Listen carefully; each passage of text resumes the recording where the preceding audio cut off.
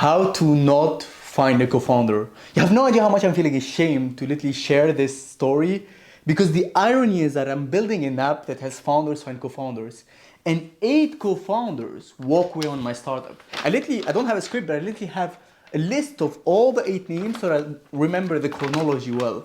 And the only reason why I'm doing this video is because I truly think that it's going to help a lot of people understand what not to do. Without a lot of blah blah, let's move directly to the first one. It was around 2 years ago. I was basically in London in a business school, and I met this guy which we really vibed. We're still really good friends, and we wanted to start maybe something a little bit about business. I had a previous experience a little bit in e-commerce and running something in digital marketing, not something that big, but it was a pretty good experience, and he wanted to get involved in the startup ecosystem. So we came up with a random idea of selling something a little bit on e-commerce, which was, let's say, like an NFC business cards, which you tap in on phones, and then a digital business card. And then after that, we realized that, hey, all of the customers of NFC business cards would be entrepreneurs, so why not making a networking app within this ecosystem, and we just sell the NFC business cards, something that we never did actually. And yeah, that's how the idea first started of OnlyFounders, the app that helps founders find co-founders, more of like a Tinder for founders. There wasn't like clashes or anything, it was all respectful. Really early on, we realized that he didn't like the name at all, OnlyFounders. And for me, it was a big marketing hit. It was something that everyone would remember. Until this day, people don't remember most startup names. And even though it's a really early stage startup, people still remember the name OnlyFounders. So it was for me a big hit. We did a lot of questions and asked a lot of people about it. And at the end of the time, it was more of like my idea, and he wanted to join in on something. But the fact that the app was called OnlyFounders didn't really budge him that much. So he retracted from the project really early on after like 2 weeks of talking about it. And that's it. First thing first, it was already the beginning of the startup, and I already finished all the business model, all the idea, and I don't have a co-founder. I didn't tell you that I made the first mistake. We found the cheapest developer from Fiverr, $1,000 to develop the whole app, which was terrible, didn't work, but you can see it in another video. So we started really bad. Second co-founder. This story is really awesome, and I actually really respected how this guy ended the relationship and how it all started. From the beginning, I was at uni. It was my actually first class of uni, and I saw this guy who was really eloquent, really creative, strict, and I felt that this guy was kind of like intelligent, a good person. And I remember the first time I saw him, I was like, I don't know what, but I want to do something with you at some point. Really respected his work ethic. When this first founder left, I texted this guy. I was like, hey, do you want to work with me on this project that I'm having? He said, yeah, sure, let's work. Already you can see 2 mistakes here. He had zero entitlement to the project. I already built the idea. I already have the business model, committed with the developer to work on it. I'm just asking him to join me on my idea. And since I already have that right now, all the other founders that are going to join me have the same issue. We are already committed to everything. So they don't have the entitlement of fixing the solution of how to find co-founders. So yes, he joined me, and I was in the US at that time. He was in his home country. I don't want to mention his home country. And we were doing the due diligence. Actually, we were doing things the right way. We were discussing long-term vision, how we want to build things. And at that time, I was mentioning how much I'm passionate about this idea and how much I love the startup life. I had the previous startup before, and I felt like I didn't do much. I wanted to push forward within my limits, and I was like, as soon as I graduate, I'm gonna take 1 gap year, work fully on my startup thing, which is what I'm doing right now. This was, I think, 2 or 3 weeks after starting working together. And at that time, he was like really respectful and said, I'm not sure if I'm the right fit, he was saying, because one of his biggest dreams was working in a big finance corporation like Goldman Sachs. He actually wanted to have a day-to-day job. He loved finance. He was really addicted and passionate about finance. And it was just for him a cool project to do at school. But if it doesn't make money by the time we finish school, he would go and do something else, which he is doing right now. He just got an internship in something in finance, and I'm so glad that he had that. From that point, I think he saved me a lot of time, and the way he handled things was top notch. And this is actually reminds me that doing due diligence and vetting and seeing the long-term vision is really important. Really good co-founder breakup, but the next ones won't be. And actually the next one is actually the worst story that happened to me. I was already in the US, working solo on my thing, already committed money. I remember another guy from uni, and the problem with our uni is that it was a small business school that had only one specialization, Bachelor's of Business Administration. Doesn't have technical people, doesn't have doctors, doesn't have lawyers. It only had business people, and it was small. So there was a lot of diversity, but I remember seeing a guy, big red flag from the scratch. This guy loved day trading. He was posting stories about it, and then a couple months after he stopped. And I thought that, okay, this guy wants to make money. First, yes, he has no entitlement with the idea as all the rest, because I made all these mistakes and there's no reason to repeat that for all the next founders. The issue is that he was what we call a wannabe entrepreneur, want to make money fast, just like day trading, stocks, drop shipping, but wasn't able to commit to the slow curve of startup, which, I mean, if he was still till now, yes, we were making money, but still a stressful situation. So I guess that aligns with his dreams. He was just like following what I'm saying. And I remember one time I was like, okay, let's figure out what is the skill that you want to work on. He said, let's do marketing. And I was like, okay, theoretically, right now you're the CMO. I mean, we were two people. So like, okay, you're the CMO. I'm going to stop doing everything with marketing. 1-2 weeks, nothing. We used to go to a lot of networking events and film a lot of videos. He just loved going to networking events, being the public image of the startup, but nothing else. So that didn't work out well. I did actually a pretty big mistake at this time, and it was actually my mistake because I felt like I'm micromanaging someone that doesn't want to be here. And obviously from his side, he doesn't want to be micromanaged, but from my side, I'm fully committed on something whilst he's not. One of the biggest mistakes that I did at that time is that I never got a commitment from his side. I got an okay. I'll tell him, let's work on this. He says, okay, which is really important when you check the compatibility between co-founders. You don't just influence someone, you ask them what are they passionate about, and you try to see in an unbiased way, would they do the same project even without your influence? Because trust me, not everyone has the integrity, the respect, and the self-awareness to tell you, just like the second guy, they're just not in alignment and save you a lot of time. It felt like we were on different journeys. He's discovering what he likes and what he doesn't like, whilst I'm committing my full life on this project that I really like and that I'm really passionate about it and really driven about what I want to do. But then something else happened. I was the head of business development in TEDx. There was someone that I recruited for TEDx. This person was really interested in the startup ecosystem. She joined us to do an internship at OnlyFounders. And I was like, okay.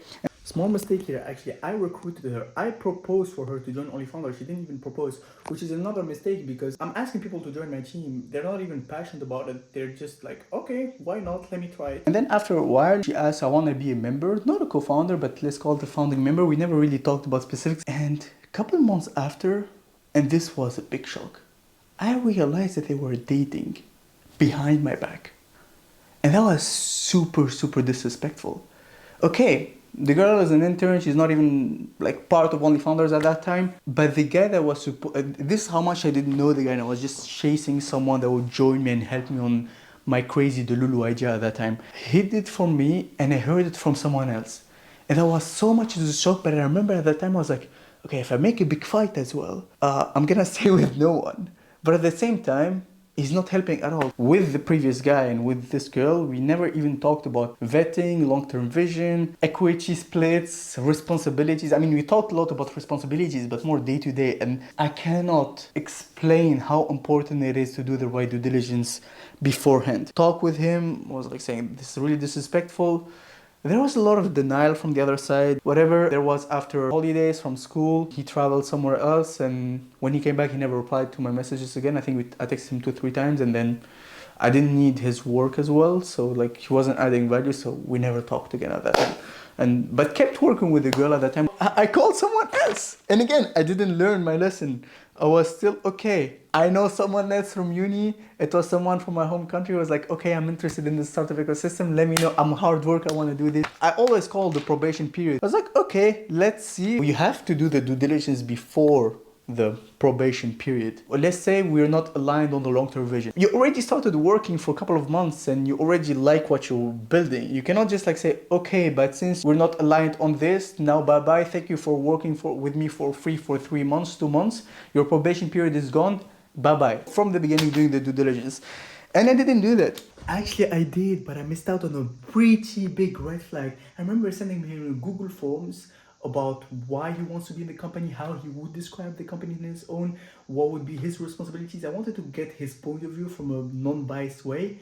And I remember 1 week, 2 weeks after sending him, and he just said, it was just too long, man. Let's just start working. And I was okay. I completely ignored that part of vetting because he was just lazy and I was a little bit desperate to get someone to work with you. Your job as a founder looking for a co-founder or recruiting is to look at the red flags and never forget that.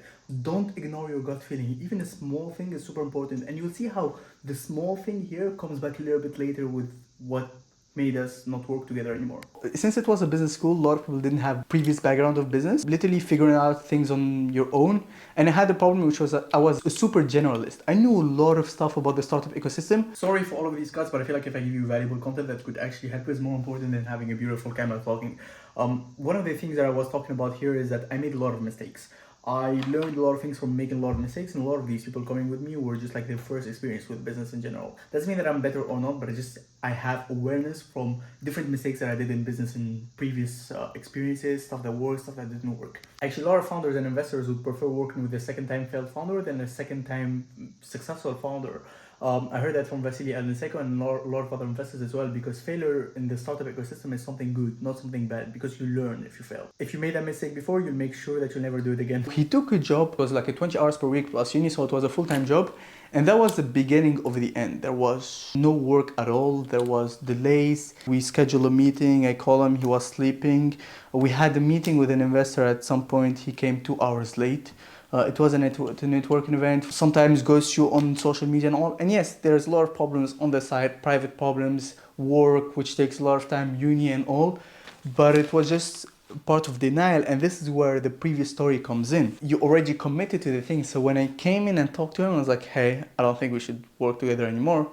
He got super mad. We didn't talk for that time. We got like almost in a fight at that time. I think there was an ego response at that time, so he created a competitor of my app. Did the same mistakes as me, invested in some developers, put his money on that, didn't start a team directly, a competitor to my app, which is funny at that time. And then, I mean, it didn't work. But then we came back together. I know the guy. I really appreciate the guy.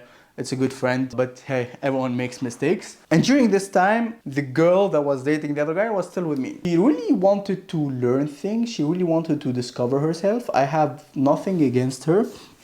And I have nothing against most of these people. Like from the beginning, the expectation is that she started as an intern, so she wanted to learn things. And there wasn't the expectation of push hard as much as possible. And then this guy leaves. So again, okay, I'm lacking skills in the startup. I'm with some students like me, which most of us don't have experience with the startup ecosystem. And you're building a tech startup without technical developer. Okay, big problem. And I met this girl, and actually turned out to be my wife. As specifically someone that is your partner, you always want to improve them. You already see that spark potential, and she was interested in, I mean, she is still interested in marketing, and she's pursuing her career in marketing. And I was like, hey, join me on whatever I'm doing. I think you'll help me a lot. And at the same time, I was desperate because I'm lacking the right people to join me. I'm in the momentum, but I don't have a strong team. But at the same time, my ego is talking me like, hey, you're building an app that has founders and co-founders. How come you don't have a right team yet? And I feel like I forced her to join indirectly. She really loved what we're doing. I mean, there wasn't big issues, but at some point, you're with your wife at home and you're working at home. There is just no barrier between personal and professional life. That took kind of like a toll on us. It was a little bit too much. Our dates, are they going to be work or not? I didn't really like it. She didn't really like it. And at the same time, she wanted to get a job and like actually make money. From the people that we met from networking events, she connected with some amazing guy called Vasily and worked with him for London's largest demo day and for his events that he creates. So obviously no issues with my wife. By this time, there's almost no way that I could bring a co-founder as like 50-50 because I'm already 1.5 years into the project. I'm already investing my time, energy and everything. And you cannot just like restart. Whilst my wife was still in OnlyFounders and before she gets her job, the other lady left. That was pretty respectful as well. It was just her discovering her journey, learning about the startup ecosystem, no issues, no biggies. And then this time I was like, okay, I'm going back to the uni stuff, but I'm going to try to see who did I work with before? And I actually did a really good decision. I connected with someone that I really liked working with, Alessandra, which is still my co-founder right now. I already worked with her in 2 projects of 7 weeks each. We were in group at uni and we worked together and the synergy was awesome. And it was just something that happened naturally. We tested the relationship, tested what we're working on, and right from the beginning we did really good due diligence, vetting, talked about our objectives, the equity, the long-term vision. We had like the vesting, we had everything in place. It's been, I think, more than a year since you joined OnlyFounders, and everything is going super good just because we did things the right way. The last person that came in was actually a really respectful and due diligence story as well. Similar to the second guy. We talked 1 year ago. He wanted to join as an internship. Really vibed from the beginning and really liked the ethics of the guy. Really great alignment. We actually did the co-founder compatibility assessment, the one that we are selling on OnlyFounders. So we did that as a test for ourselves. We're super aligned. We did the values check, a culture check. We did things pretty well. In the beginning, he refused joining OnlyFounders because he said, I don't want to not have enough standards for the company. I don't have enough runway to work on a startup. So I would love to work with you, but I just don't have it in me on time. And I was like, hey, how much time do you have left? I think he had like 2-3 months at that time. He said like, hey, I have an internship in July, August. My internship is gonna be super full. And then I'll work before the internship 1.5 months to test our relationship. If things go well, after the internship, I can work with you. During the internship, we had a discussion. He is still working from 7 a.m. till 6 p.m. and takes a lot of time. And I wish that that company that he's working in gets a job for him after that, because he really enjoys the work there. There was just zero time for him to work on what we're doing. He wasn't actually a co-founder, he was about to be. Not all of these stories are bad. I think like 1 or 2 were bad, but the other ones were like actually normal.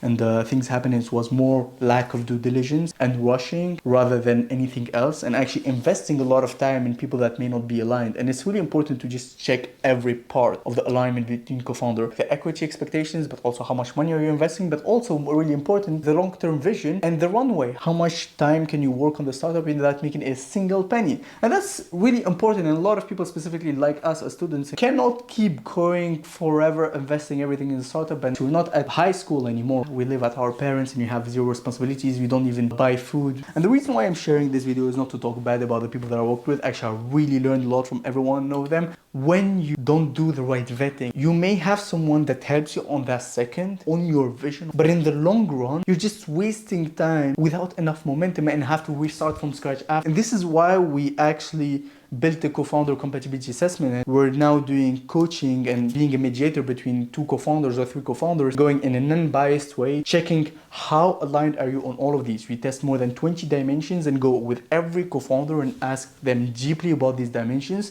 and then check with the other co-founders, ask them as well, and check how aligned are they. It took me a lot of courage to share this, but hey, we committed to building in public and sharing our mistakes and our lessons, and I hope that I heard something like this before I started.